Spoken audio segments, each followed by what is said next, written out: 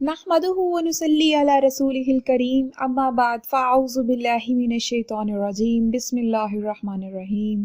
تمام دیکھنے والوں کو السلام علیکم۔ حضرت یونس علیہ السلام کا شمار بہت مشہور پیغمبروں میں ہوتا ہے۔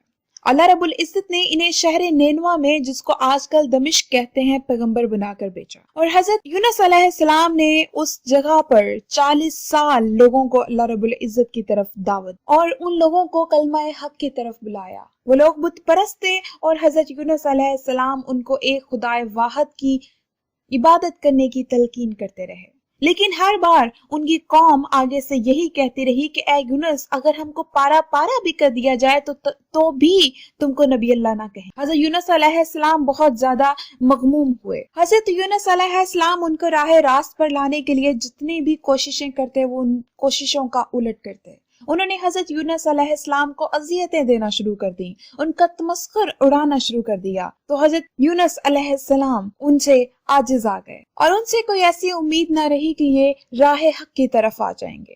تو حضرت یونس علیہ السلام نے اللہ رب العزت سے اس قوم کے لیے بد دعا کی، لیکن اللہ رب العزت نے حضرت یونس علیہ السلام سے فرمایا کہ آپ عذاب طلب کرنے میں جلدی مت کرو، جب وقت آئے گا تو اس قوم پر عذاب نازل کر دیا جائے گا۔ یہ سنتے ہی حضرت یونس کچھ خفا ہو کر اس شہر سے اپنی قوم کو چھوڑ کر اللہ رب العزت کی رضا کے بنا ہی چل دیے۔ جب وہ ناراض ہو کر اللہ رب العزت سے چل رہے تھے تو راستے میں ایک ندی آئی، تو انہوں نے اپنے ایک بیٹے کو ندی کے ایک کنارے چھوڑا، ایک بیٹے کو کندھے پر لیا اور اپنی بیوی کا ہاتھ پکڑا۔ جب وہ پانی کے درمیان میں پہنچے تو ان کی بیوی کا ہاتھ ان سے چھوٹ گیا، اور جو بچہ تھا وہ بھی کسی طریقے سے ان کے کندھے سے پھسل گیا اور وہ بھی ندی میں گر گیا۔ تو اسی گھبراہٹ میں جب وہ ندی کے کنارے آئے تو کیا دیکھتے ہیں کہ جس بیٹے کو وہ ندی کے کنارے چھوڑ کر گئے تھے اس کو بھی بھیڑیا کھا گیا۔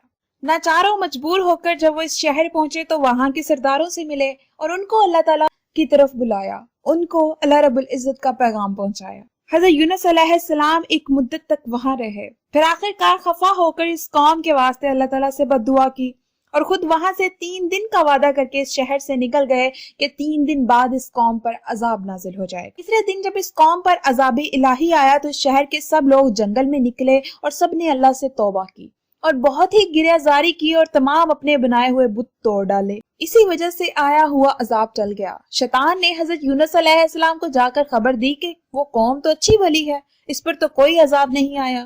یہ خبر سن کر حضرت یونس علیہ السلام اپنے دل میں بہت خفا ہوئے کہ اللہ تعالیٰ نے یہ کیا کیا اور میں اپنی قوم سے جھوٹا ہو گیا۔ یہ کہہ کر وہ کسی طرف چل دیے اور پھر اللہ تعالیٰ کے حکم کا انتظار نہ کیا، چلتے چلتے وہ دریا کے کنارے پہنچے اور کشتی پر سوار ہو گئے۔ جب وہ کشتی دریا کے بیچ پہنچی تو بھنور کے چکر کھانے لگی۔ یہ کیفیت دیکھ کر لوگوں نے کہا کہ بھائی، اس کشتی میں کسی کا غلام ہے جو اپنے مالک سے خفا ہو کر بھاگا ہوا ہے۔ کشتی والے نے بہت معلومات کی، کچھ بھی پتہ نہ چلا تو آخر کار قرآن اندازی کی گئی، تو اس قرآن میں یونس علیہ السلام کا نام نکلا۔ چنانچہ کشتی والوں نے حضرت یونس علیہ السلام کو دریا میں ڈال دیا تاکہ کشتی بھنور سے بچ سکے اور باقیوں کی جان محفوظ رہے۔ حضرت یونس علیہ السلام کو جب دریا میں ڈال دیا گیا تو اسی وقت ایک بڑی مچھلی کو حکم ہوا کہ میرے پیارے بندہ یونس کو نگل جا اور کسی طرح اسے کوئی گزند نہ پہنچے۔ یہ سنتے ہی بڑی مچھلی حضرت یونس علیہ السلام کے قریب آئی اور ان کو ثابت نگل گئی۔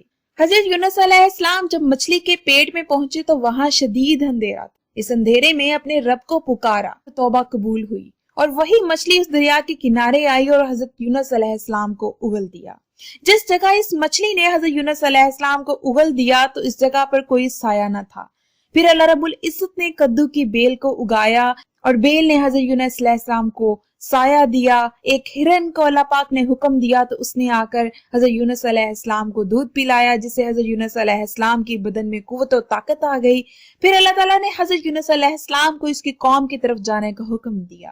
جب حضرت یونس علیہ السلام کے بدن میں قوت و طاقت آ گئی تو پھر اس قوم میں جانے کا اللہ تعالیٰ کی طرف سے حکم ہوا۔ وہ قوم حضرت یونس علیہ السلام کی آمد کی آرزو مند تھی اور راہ دیکھتی تھی، اور ان کی عورت کو اور لڑکے کو لوگوں نے دریا سے نکال لیا تھا اور ایک لڑکے کو بھیڑیے سے بھی چھڑوا لیا تھا۔ اب اسی دمشق میں حضرت یونس علیہ السلام کی قبر موجود ہے۔ تو ہم بات کرتے ہیں اس دعا کی جس دعا کے پڑھنے سے حضرت یونس علیہ السلام کی توبہ کو اللہ رب العزت نے مچھلی کے پیٹ کے اندر قبول کیا۔ وہ دعا اب آپ لوگ نوٹ کر لیں۔ لا الہ الا انت سبحانک انی کنت من الظالمین۔ حضرت یونس علیہ السلام پورے 40 دن تک مچھلی کے پیٹ کے اندر رہے اور اس دعا کا ورد کرتے رہے۔ اللہ رب العزت نے حضرت یونس علیہ السلام کو معاف کر دیا، ان کی توبہ کو قبول کر لیا، ان کی قوم کو بھی ہدایت دے دی اور ان کی اولاد اور ان کی بیوی بھی ان کو واپس کر دی۔ تو بس اس سے ثابت ہوتا ہے کہ یہ دعا الفاظ کی تعداد میں تو شاید بہت چھوٹی ہے لیکن اثرات میں بہت بڑی ہے۔ تو اس دعا کا ذکر عام کریں اپنے گھروں میں، اس کا ذکر۔ تو میری آپ سب لوگوں سے التماس ہے کہ اپنے گھر میں اس دعا کا ذکر اذکار کریں اور اللہ رب العزت سے اپنے گناہوں کی معافی مانگے تاکہ اللہ رب العزت ہم پر اپنا رحم و کرم کرے، ہمارے گناہوں کو معاف کرے، حرم پاک کی رونقوں کو بحال کرے اور مسجد نبوی کے اس صحن میں ہم دیوانوں کو حاضر ہونے کا موقع دے۔ جزاک اللہ خیر۔ اگر آپ کو ہماری ویڈیو اچھی لگی ہو تو پلیز ہمارے چینل کو سبسکرائب لازمی کیجیے گا اور بیل آئیکن کو دبانا مت بھولیے گا تاکہ نئی آنے والی ویڈیوز کے بارے میں آپ کو پتہ چل سکے۔ اور اگر آپ کو یہ ویڈیو اچھی لگی ہو تو اس کو لائک کرنا اور شیئر کرنا مت بھولیے گا۔ جزاک اللہ خیر۔ السلام علیکم۔